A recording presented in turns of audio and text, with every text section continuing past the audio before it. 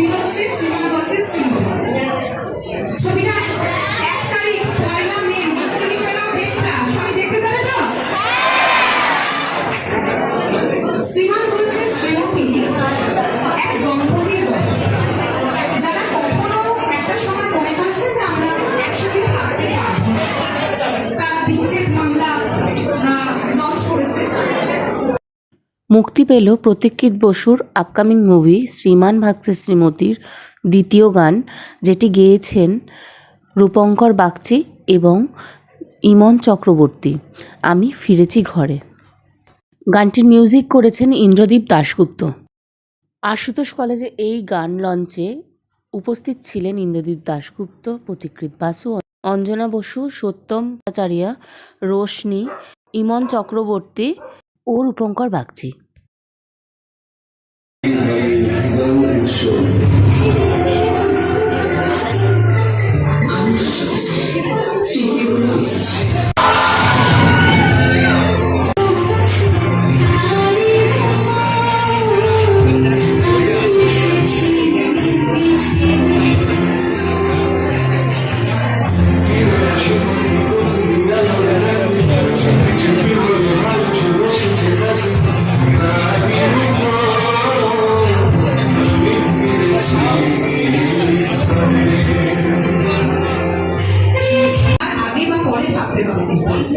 সম্পর্ক সহজে ভাঙা যায় না যদি তাতে ভালোবাসা থাকে, তাই তো? ছবিটার মূল কথা এটা, প্রত্যেকটা দর্শক প্রথমবার বিচ্ছেদের পর ভালোবাসার কথা বলেছে। আমরা ভালোবাসার পর বিচ্ছেদ অনেকবার দেখেছি, বিচ্ছেদের পর ভালোবাসা দেখি। ভালোবাসার মধ্যে এখানেই রন্ধ্রে রন্ধ্রে রক্তের ধমনী বেশি দেখা হয়েছে, তাই তো? 1 মে ভালো করে মনে রাখতে হবে, 1 মে বড় পর্দায় আসছে শ্রীমান ভার্সেস শ্রীমতী হবে। সাহা প্রযোজিত এবং প্রতীক্ষিত বসুর ছবি শ্রীমান ভার্সেস শ্রীমতী, বিচ্ছেদের পর ভালোবাসার গল্প। আমাদের ইতিমধ্যেই একটা গান লঞ্চ করেছে শ্রেয়া ঘোষাল এবং স্বপ্নের গাওয়া, সেই গানটা একবার শুনে নেব। ফিরে আসে পাখি বদলে আলোর ডাকে, চুপি চুপি বলে মানুষে বসেছে কাকে, তারই মতো আমি ফিরেছি ঘরে।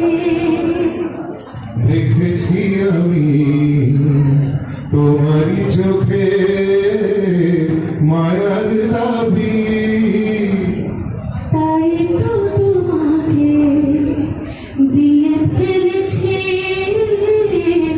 আমার ছবি। দেখেছি তোমার কপালে, খুঁজেছি তোমায় রোজ সকালে, সোহাগ বাঁধা তোমার আঁচলে। একসাথে গাওটা। ফিরে আসে নদী পুরনো ঘাটের কাছে, জলে ভেজা চোখে বলে কি বলার আছে, তারই মতো আমি এসেছি ফিরে।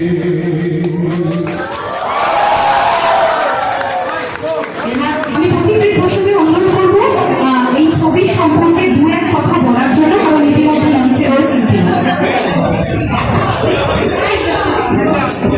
নমস্কার, ধন্যবাদ জানাচ্ছি আশুতোষ কলেজকে এই মঞ্চটা দেওয়ার জন্য।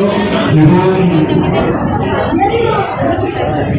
এই ছবিটা দীর্ঘতম একটা বিচ্ছেদ মামলার উপর আধার করে বানানো একটা ছবি, এবং 27 বছর ধরে ডিভোর্সের একটা চলা সেই ঘটনাকে অবলম্বন করে আমরা একটা ছবি বানিয়েছি। এবং এই ছবিটা যতটা ডিভোর্সের কথা বলে, আমার মনে হয় ভালোবাসার কথা ততটাই বলে। এবং যদি আজকে ডেটে মানুষের জীবনে হাত ছেড়ে দেওয়ার প্রবণতা মারাত্মক বেড়ে গেছে, মানে আজকে ডেটে মানুষের টলারেন্স এত কমে গেছে যে মানুষ যখন তখন খুব তুচ্ছ কারণে মানুষের হাত ছেড়ে দেয়।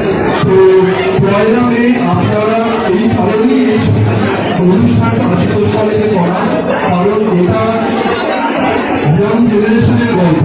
যারা এত তুচ্ছ কারণে হাত ছেড়ে দেয়, তারা 1 মে ঘরে গিয়ে ছবিটা দেখলে নতুন করে হাত ধরার কথা ভাবে এবং নতুন করে ভালোবাসতে শেখাবে শ্রীমান ভার্সেস শ্রীমতী।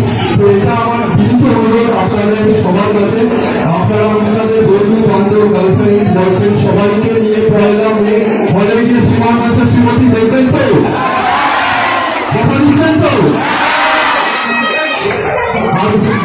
যারা যারা এখানে আসেনি তাদেরকেও নিয়ে বলবে যে 1 মে থেকে শ্রীমান ভার্সেস শ্রীমতী হলে চলবে, এবং যাদের জীবনে ভালোবাসা চলে গেছে, জীবনে ভালোবাসা চলে গেছে, এবং ভালোবাসাই তো একটা মানুষকে পরিপূর্ণ বানায়, সেই পরিপূর্ণতার দিকে এগোতে গেলে একবার 1 মে এসে শ্রীমান ভার্সেস শ্রীমতী দেখতেই হবে। এবং আমি বেশি সময় নেব না, কারণ সত্যমকে সত্যমের শুরু আছে, তো সত্য দুটো লাইন বলে সত্যকে আমরা ছেড়ে দেবো, তারপরে বাচ্চাকে আজ জানা গেছে কিছুটা নেই মধ্যে এমন প্রেমিক অগণিত আমি চিনি। যারা ভুলে গেছে তারাই বলতে পারে অভ্যেস শুধু আত্মার কাছে নেই। ভালোবাসা অভ্যেসে পরিণত হয়, ভালোবাসা ছাড়তে নেই। এই কথাই কিন্তু বারবার বলেছে শ্রীমান ভার্সেস শ্রীমতী। আমি সত্যতার কাছে যাবো, সত্যতা দু এক কথা বলবো। না আমি বেশ কিছু বলবো না, কারণ সত্যি একটু তাড়া আছে। আজকে আমি 14 বছর পর আশুতোষ কলেজে আসছি, কারণ আমি কলেজের স্টুডেন্ট। তো ভালো লাগছে অনেকদিন পর বাংলায় এসে স্টুডেন্টসদের মধ্যে আশুতোষ কলেজে আমি ব্রেক করেছি। তো সেই জন্য এটা একটা ভালোবাসার গল্প, প্রেমের গল্প, সবাই বলে দিয়েছে। প্রতিটি বললো ফার্স্ট রিলিজ হচ্ছে, তোমার সবাই দেখতে পেলে খুব ভালো লাগবে। Thank you so much. আমাদের মধ্যে শ্রীমতী চলে এসেছেন, কিন্তু শ্রীমতীর সাথে একটু করে কথা বলি। হ্যালো সবাইকে, কেমন আছো?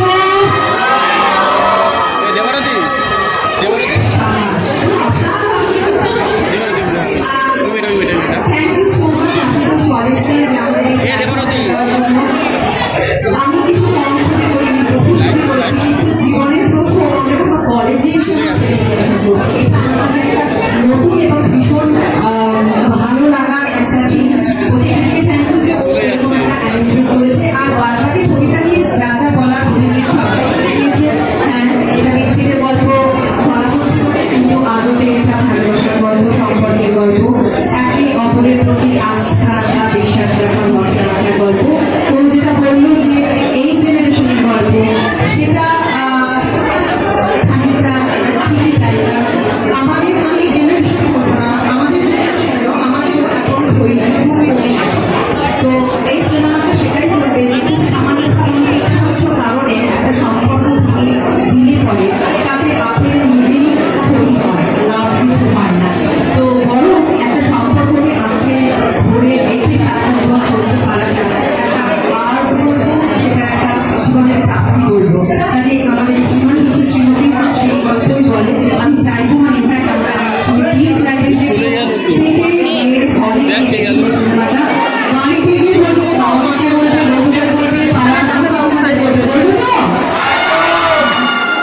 আমি আমার ফ্রেন্ডসকে ধন্যবাদ দিতে চাইবো যে ওনারা এরকম একটা গল্প ভেবেছেন এবং প্রতিযোগিতায় দায়িত্বটা নিয়েছেন। আমি আমাদের প্রডিউসার ম্যাডাম আমাদের মাঝখানে আজকে আছেন।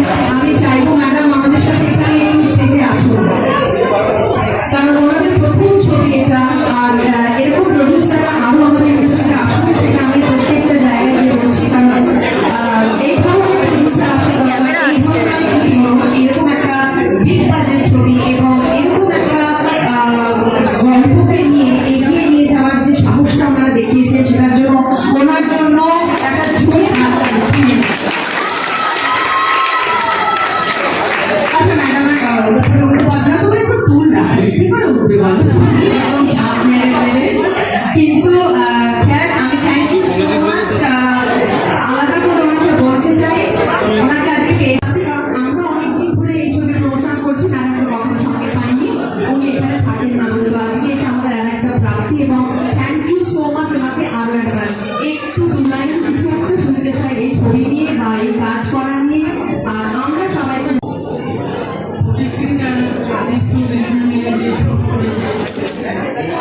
সবাই সহযোগিতা করে যে হয়েছে, এটা আমি ঈশ্বরের কাছে প্রার্থনা করি ওরা অনেক এগিয়ে যাবে এবং তোমরা সবাই আসবে, দেখবে এবং ওটা চারিদিকে ছড়িয়ে যাবে এবং অনেক আনন্দ করবে।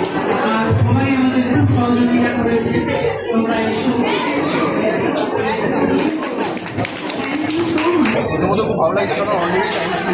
পপুলার চ্যানেলে গানটা চলে এসেছে এবং প্রচুর মানুষের ভালোবাসা পাচ্ছে এবং আমার মনে হয় পয়লা মেয়েতে যখন সীমান বাজার বলতে বলেছি ছবিটা সমানভাবে মানুষ ভালোবাসে, কারণ ছবিটা আজকে থেকে মানুষের জীবনে হাত ছেড়ে দেওয়ার প্রবণতা মানুষ বেড়ে গেছে এবং পয়লা মে যারা যারা হলে ছবিটা আসবে তারা নতুন করে ভালো করতে শিখবে এবং নতুন করে ভালোবাসতে এক্সপিরিয়েন্স খুবই ভালো। I think one of the most easy feeling censor গল্প অ্যান্ড তার সঙ্গে যদি গল্পের মধ্যে যাই তো আমার মনে হয় গল্প ভীষণ আমাদের সকলেরই খুব মনের কাছে। আমরা অনেক সময় দেখি যে অনেক কারণে বিচ্ছেদ হয়ে যাচ্ছে, তাদেরকে I would urge that people to watch this movie so that they know কি আসল ভালোবাসা কখনো সহজে শেষ হয়ে যায়। আমি দর্শকদের এটাই বলবো, প্রতিযোগিতা আই থিঙ্ক এটাই বলবো যে ফার্স্ট মে পয়লা মে লেবার ডে আমরা জানি সবাই তোমরা ছুটি কাটাবে বাড়িতে, কিন্তু সেই ছুটির দিনে যদি নিজের বউকে নিয়ে নিজের হাজব্যান্ডকে নিয়ে খেতে বেরোতে হয় প্লিজ দেখবে যে সীমান ভার্সেস স্মৃতি ফার্স্ট মে আসছে, আপনাদের সকলের প্রিয় হবে। দেখো আমি সবার আগে ভীষণ এক্সাইটেড, কারণ ইন্দ্রদীপের সঙ্গে আবারও একটা সিনেমার গানে কাজ করার সুযোগ হয়েছে। আমি এবং রূপঙ্করদা গানটা গেয়েছি, সেই অর্থে রূপঙ্করদার সঙ্গে আমার প্রথম প্লেব্যাক। খুবই এক্সাইটেড, খুবই ভালো লাগছে। আর আরও বেশি ভালো লাগছে এখন না পরপর অনেকগুলো ভালো বাংলা সিনেমা রিলিজ করছে আমাদের এই পয়লা বৈশাখের এই সময়টা। গতকালকে আমার আরও একটি গান মুক্তি পেয়েছে, ডাকাত করেছে। সো আমি কী বললাম, থ্যাঙ্কফুল টু দ্য অলমাইটি যে বিভিন্ন ধারার গান গাওয়ার সুযোগ পাচ্ছি। এইটা আমার কাছে ডাকাত করেছে একদম অন্য ধারার একটা গান, আজকে গানটা আমি পেয়েছি করে একদম অন্য ধারার একটা গান। তো আরও ভালো করে কাজ করবো, আরও ভালো করে রেয়াজ করবো, যাতে পরবর্তীতে আরও ভালো করে যায়। এই বছরে তোমার আরও কী গান দর্শকরা উপহার পেতে চলেছে সব জানতে পারবে। দেখো কখন কোনটা রিলিজ করবে আমি তো